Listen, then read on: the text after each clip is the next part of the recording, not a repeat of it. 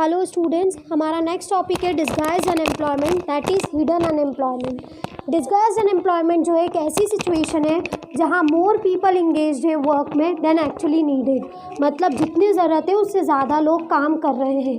For example, if 2 workers are needed on a piece of land and if 5 workers are engaged on the same job, then 3 workers are disguised unemployed.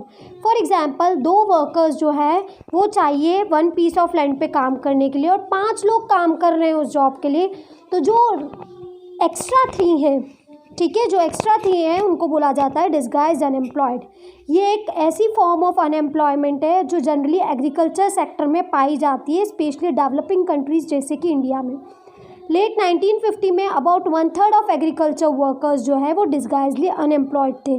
मतलब ज़रूरत कितनी थी 2 की और एक फालतू काम कर रहा था।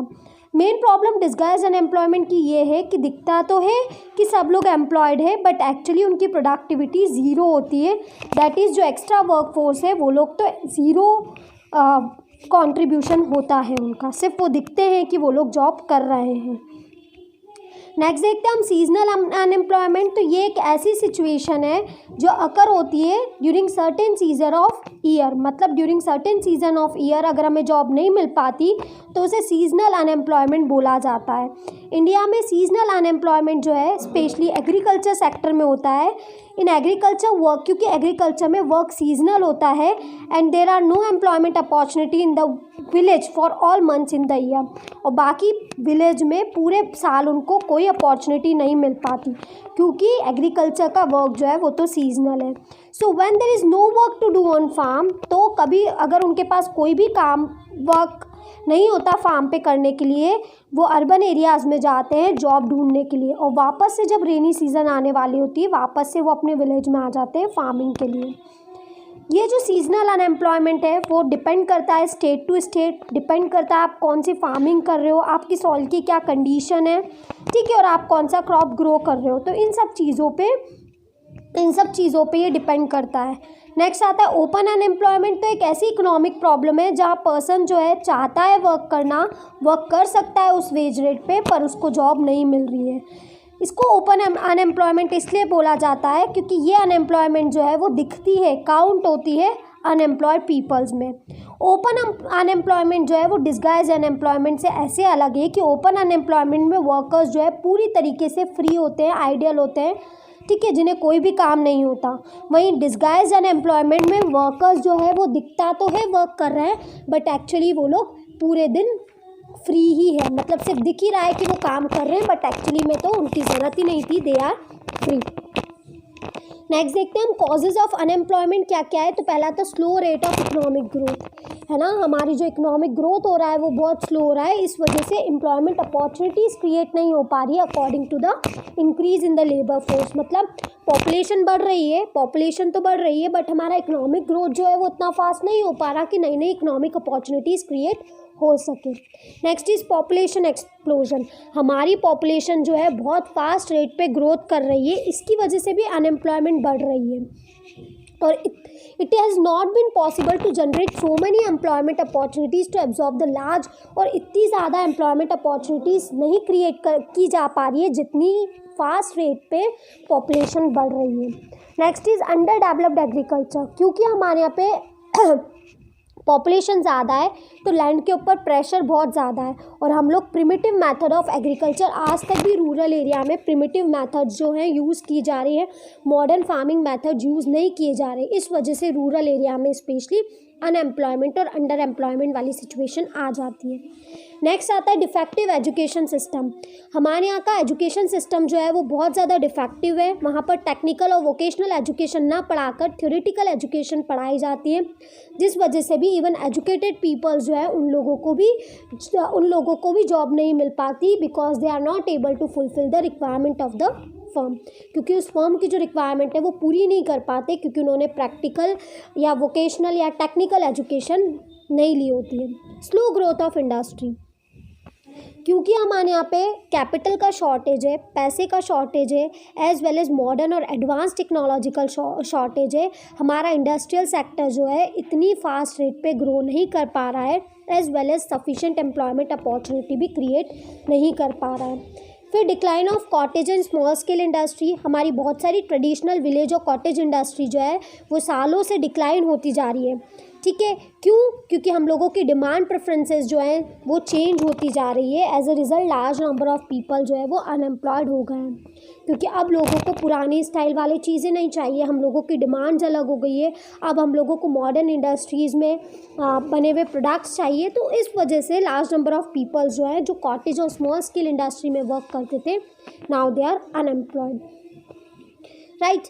अब देखो बाकी मैंने 6 पॉइंट्स करा दिए, 6 points are sufficient, no need of doing all the points, ठीक है। 6 पॉइंट्स ही करो, सारे पॉइंट्स करने की ज़रूरत नहीं है, क्योंकि 6 मार्क्स से ज़्यादा क्वेश्चन आएगा ही नहीं। 6 mark is the maximum mark in your question paper, so you have to do only 6 points. Next are the remedial measures for unemployment, मतलब अब क्या रेमेडी ली जाए, ये अनएम्प्लॉयमेंट तो आ गया है, अब उसके लिए क्या ऐसे सॉल्यूशन ढूंढे जाए, क्या ऐसा किया जाए जिससे कि अनएम्प्लॉयमेंट को दूर किया जा सके। Next first one is accelerating growth of GDP growth को बढ़ाया जाए, है ना। जो हमारी एम्प्लॉयमेंट प्रॉब्लम है उसको हम सॉल्व कर सकते हैं अगर हमारी जीडीपी की ग्रोथ रेट को बढ़ाया जाए। ग्रोथ रेट ऑफ जीडीपी जो है वो 8 से 9% चाहिए हमको नेक्स्ट 10 ईयर्स में, ताकि हम हमारी एम्प्लॉयमेंट सिचुएशन को इम्प्रूव कर सकें। बट प्रॉब्लम इज़ दैट कि इतनी जीडीपी का ग्रोथ रेट नहीं है, but there is a need कि अगर जीडीपी इन ग्रोथ रेट जो है वो 8% to 9% हो गया, तो ऑब्वियसली हम नेक्स्ट 10 ईयर्स तक अगर 8 to 9% चला तो हम ज़रूर एम्प्लॉयमेंट अपॉर्चुनिटीज़ में इम्प्रूवमेंट कर सकते हैं। Next is control on population growth पे कंट्रोल किया जाए।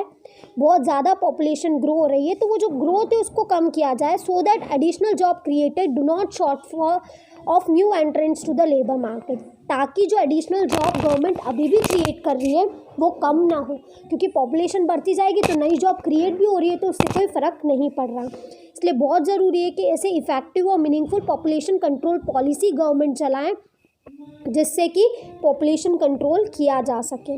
Next is development of agriculture sector, बहुत ज़रूरी है कि हम लोग एग्रीकल्चर सेक्टर का डेवलपमेंट करें, ठीक है। एग्रीकल्चर ग्रोथ करें जिससे कि लेबर भी बढ़ेंगे, लेबर की प्रोडक्टिविटी बढ़ेगी, एज वेल एज एम्प्लॉयमेंट की क्वालिटी भी इम्प्रूव होगी।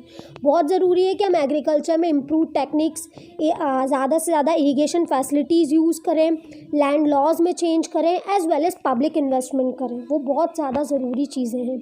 Next is small scale enterprises को इनकरेजमेंट किया जाए, स्मॉल सेक्टर को इनकरेज करने की ज़रूरत है, ठीक है। कैसे इनकरेज किया जाए? तो उनको फाइनेंस दिया जाए, उनको टेक्निकल ट्रेनिंग दी जाए, उन्हें रॉ मटेरियल सप्लाई करके इंफ्रास्ट्रक्चर फैसिलिटीज़ दी जाए, ताकि हमारे यहाँ पे स्मॉल स्केल इंडस्ट्रीज़ जो है वो ग्रो कर पाए। और स्मॉल स्केल इंडस्ट्रीज़ अगर ग्रो करेगी तो लार्ज नंबर ऑफ पीपल्स को एम्प्लॉयमेंट वहाँ पर मिल जाएगी। Next is improvement in infrastructure, next हम क्या करें, इंफ्रास्ट्रक्चर में इम्प्रूवमेंट करें, जैसे कि health, education, irrigation, electricity, road. अगर ये सब कुछ इन सब चीज़ों का, इन सब इंफ्रास्ट्रक्चर फैसिलिटीज़ का डेवलपमेंट हुआ तो हमारी ओवरऑल इकोनॉमी का डेवलपमेंट होगा। बेटर इंफ्रास्ट्रक्चर फैसिलिटीज़ से क्या होगा, एग्रीकल्चर इंडस्ट्रियल सेक्टर जो है वो अपनी फुल कैपेसिटी से परफॉर्म कर पाएंगे और ज़्यादा एम्प्लॉयमेंट अपॉर्चुनिटीज़ क्रिएट हो पाएगी। स्पेशल एम्प्लॉयमेंट प्रोग्राम स्टार्ट किए जाए जो कि वेज एम्प्लॉयमेंट और सेल्फ एम्प्लॉयमेंट अपॉर्चुनिटीज़ जो है वो लोगों को प्रोवाइड करें, तो इस टाइप के प्रोग्राम्स स्टार्ट किए जाएँ, राइट। 6 पॉइंट्स आर सफिशिएंट, हमने 6 पॉइंट कर लिए हैं, आपको यही करना है। एक और देख लो, एक और 9th वाला बहुत easy, reform of educational system, मतलब हमारे एजुकेशनल सिस्टम में ऐसे चेंजेस किए जाए कि नॉलेज जो है वो स्किल्स डेवलप करने के लिए हो, वोकेशनल ट्रेनिंग दी जाए, टेक्निकल ट्रेनिंग दी जाए, ताकि प्रैक्टिकल लाइफ में जब वो जॉब करने जाए तब उन्हें कोई भी प्रॉब्लम फेस ना करना पड़े और ईजिली जॉब मिल जाए। Next is government policies and employment generation. अब गवर्नमेंट की क्या पॉलिसीज़ है एम्प्लॉयमेंट जनरेशन से रिलेटेड, तो गवर्नमेंट ने बहुत सारे इनिशिएटिव्स लिए हैं ताकि वो एम्प्लॉयमेंट जनरेट कर पाए, ठीक है, जिसमें क्या कर पाए, लोगों को जॉब सेटिस्फेक्शन दे पाए। इंडिपेंडेंस से ही यूनियन और स्टेट गवर्नमेंट जो है बहुत इंपॉर्टेंट रोल निभा रही है एम्प्लॉयमेंट जनरेट करने में, राइट। गवर्नमेंट जो है डायरेक्ट एम्प्लॉयमेंट भी दे रही है by employing people in various department for administrative purpose. Government जो है डायरेक्ट एम्प्लॉयमेंट भी दे रही है लोगों को एडमिनिस्ट्रेटिव पर्पस वाले डिपार्टमेंट में रखकर, साथ में गवर्नमेंट इंडस्ट्रीज़ चला रही है, होटल्स चला रही है, ट्रांसपोर्ट कंपनीज चला रही है, ताकि डायरेक्टली वर्कर्स को एम्प्लॉयमेंट मिल सके। With increase in output of goods and services of government enterprises, private enterprises providing raw material to government enterprises will also raise their output. क्या होगा, जैसे जैसे गवर्नमेंट अपना प्रोडक्शन बढ़ा रही है, अब उसे ज़्यादा रॉ मटेरियल चाहिएगा और रॉ मटेरियल उन्हें प्राइवेट इंटरप्राइजेस सप्लाई कर रहे हैं, तो ओवरऑल क्या होगा, इससे भी इनडायरेक्टली एम्प्लॉयमेंट बढ़ेगी। एज अ रिजल्ट नई नई एम्प्लॉयमेंट अपॉर्चुनिटीज़ क्रिएट होगी। इस तरीके से गवर्नमेंट इनडायरेक्ट एम्प्लॉयमेंट भी क्रिएट कर रही है, मतलब गवर्नमेंट जो है डायरेक्टली भी जॉब पे रख रही है, साथ साथ में अपना आउटपुट इंक्रीज़ करके रॉ मटेरियल की डिमांड बढ़ा रही है, इससे नए नए एम्प्लॉयमेंट अपॉर्चुनिटीज़ क्रिएट हो रही है और इससे भी इनडायरेक्ट एम्प्लॉयमेंट दे रही है। Next is employment generation programme. Next हम देखते हैं एम्प्लॉयमेंट जनरेशन प्रोग्राम कौन से स्टार्ट किए हैं। तो गवर्नमेंट ने बहुत सारे एम्प्लॉयमेंट जनरेशन प्रोग्राम स्टार्ट किए, जैसे national rural employment guarantee act 2005, prime minister रोजगार योजना, स्वर्ण जयंती, शहरी रोजगार योजना। गवर्नमेंट ने एम किया है कि पॉवर्टी रिमूव हो जाए इन प्रोग्राम से हेल्प से। इन प्रोग्राम्स में का मेन एम ये है कि एम्प्लॉयमेंट प्रोवाइड करना, लोगों को प्राइमरी हेल्थ फैसिलिटीज़ देना, एजुकेशन देना और रूरल शेल्टर प्रोवाइड करना। इन प्रोग्राम का मेन एम ये भी है कि पीपल की जो इनकम है वो बढ़ सके, उनकी एम्प्लॉयमेंट जनरेटिंग असेट्स बढ़ सके, राइट। वो अपना खुद का घर, एक प्रॉपर उनको सैनिटेशन फैसिलिटीज़ भी मिल सके, और ये सब तभी मिलेगा जब उनकी इनकम बढ़ेगी। तो गवर्नमेंट ने ऐसे बहुत सारे प्रोग्राम स्टार्ट किए जिससे कि उनकी एम्प्लॉयमेंट जनरेशन हो सके। Next is conclusion. There is been a change in the structure of workforce in India. Conclusion में क्या है कि वर्कफोर्स के स्ट्रक्चर में चेंज हुआ है। सर्विस सेक्टर में देखें तो हम क्या कर रहे हैं, with the expansion of service sector newly emerging job are found mostly in this sector. Service sector का इम्प्रूवमेंट होने की वजह से आज सर्विस सेक्टर में बहुत सारी जॉब्स क्रिएट हो गई हैं। टेक्नोलॉजिकल एडवांसमेंट, नई नई टेक्नोलॉजी के आने से आज स्मॉल स्केल इंटरप्राइजेज और इंडिविजुअल इंटरप्राइजेज जो है वो भी एमएनसीज के साथ वर्क कर रहे हैं। Next is outsourcing of work. Outsourcing of work मतलब अपना काम किसी और को दे देना। कैसे? आउटसोर्सिंग मतलब क्या, contracting out an activity to an outside specified agency. मतलब क्या, अपना वर्क किसी पर्टिकुलर एजेंसी को दे देना, ठीक है। इवन कंट्री के बाहर के लोगों को भी ये कॉन्ट्रैक्ट दिया जाता है, जिससे कि वो अपनी रिस्पॉन्सिबिलिटी जो है वो अच्छे लोगों को दे सके जो कि इसमें ट्रेंड है, एज वेल एज अपने काम को जल्दी पूरा कर सकें। एग्जाम्पल दिया है कि बहुत सारी कंपनीज जो है अपनी क्या कर रही है, आउटसोर्स कर रही है सैनिटेशन और हाउसकीपिंग फंक्शन, ठीक है, जो कि उनके हाउस स्टाफ पहले परफॉर्म करते थे। जैसे बहुत सारी कंपनीज क्या कर रही है, अपनी सैनिटेशन और हाउसकीपिंग फंक्शंस जो है, जो जहाँ पहले उनके हाउस के स्टाफ्स करते थे, उनको किसी और को आउटसोर्स कर रही है, किसी और को अपने यहाँ पे रख रही है। वैसे ही अकाउंटिंग वर्क के लिए भी खुद अकाउंटिंग नहीं कर रहे हैं, किसी और को वो वर्क आउटसोर्स कर रहे हैं और उनसे वर्क करवा रहे हैं। Next is work at home.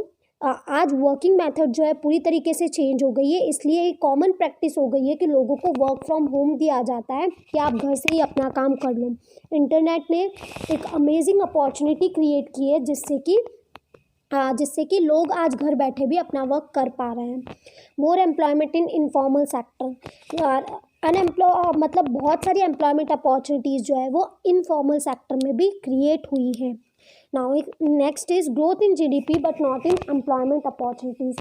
Last 2 decades में देखा जा रहा है कि हाँ, हमारी जीडीपी ग्रोथ जो है वो तो बढ़ रही है, पर उतनी इंक्रीज एम्प्लॉयमेंट अपॉर्चुनिटीज़ में नहीं हो पा रही है, जिसकी वजह से गवर्नमेंट जो है बहुत सारे इनिशिएटिव्स ले रही है, बहुत सारे ऐसे प्रोग्राम स्टार्ट कर रही है, स्पेशली रूरल एरियाज़ में, कि जितना हमारा जीडीपी ग्रो कर रहा है उतनी ही एम्प्लॉयमेंट अपॉर्चुनिटीज़ क्रिएट हो सके, specially in the rural areas. Okay, in this manner हमारा ये चैप्टर कंप्लीट हो गया है, employment growth, informalisation and other issues. अब आपको जो क्वेश्चन आंसर्स है अपनी कॉपी में लिखना है, अपनी फेयर कॉपी में लिखना है। कौन से क्वेश्चंस लिखना है? Only NCERT questions. Only NCERT questions you have to write in your copies and you have to complete your copies. I can take any time, right. इससे रिलेटेड आपको जो भी डाउट्स है, यू कैन कॉल मी और you can ask me in the Google Meet. Okay, bye.